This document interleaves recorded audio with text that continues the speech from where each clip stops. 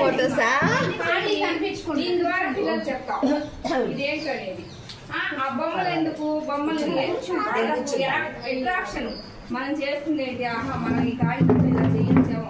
ఇప్పుడు నేను కట్ చేసుకుంటుంటే మా పిల్లలు కూడా వచ్చి కట్ చేస్తారు, కాగితాలు తీసుకుని వాడు కూడా కట్ చేస్తూ ఉంటారు.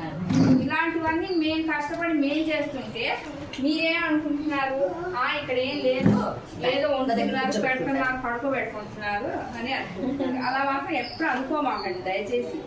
మా చేతుల్లో ఉన్నంత వరకు మీరు చూడట్లేదు, ఇలాంటివన్నీ మీరు చూడట్లేదు. మీరేమనుకుంటున్నారు, విన్నారు కాబట్టి అన్నం పెట్టేసి పడుకోబెట్టేస్తారు వీళ్ళకి ఏముంది, లేదంటే ఆ రోడ్డు ఈ రోడ్డు తిరిగి వస్తారంటే ఆ రోడ్డు ఈ రోడ్డు తిరిగేది ఎందుకు, మేము ఆన్లైన్ వర్క్ చేసుకున్నాము.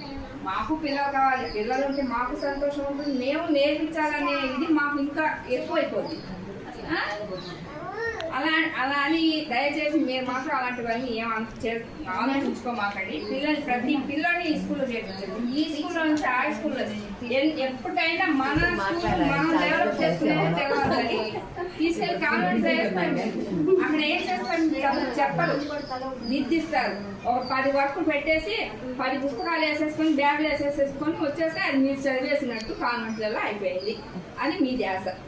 ఒకేలా ఉంటుంది అనుకో, మా అబ్బాయి ఎలా ఉండాలి, ఎలా ఉండాలి, అలా ఉండాలనేది అదే డ్రెస్ వేసి ఇక్కడ పంపండి, ఎందుకు చదవాలో నేను చూస్తాను.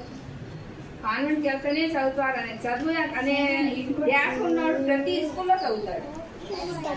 అందుకని దయచేసి పిల్లల్ని ఎవరైనా సరే తీసుకొచ్చి అంగన్వాడీలో జాయిన్ చేసుకోండి. రాకుంటే అప్పుడు మాకు చెప్పండి, మీకు చెప్పే హక్కు ఉంది, మా మీద పోరాడే హక్కు ఉంది. కానీ రాని వస్తువులన్నింటి మాకు అది ఇవ్వలేదు ఇది ఇవ్వలేదు అంటే మాకు అది మా వల్ల కాదు. మాకు వచ్చిందేదో మేము మీకు అందిస్తున్నాం. ఇప్పుడు మాకు 2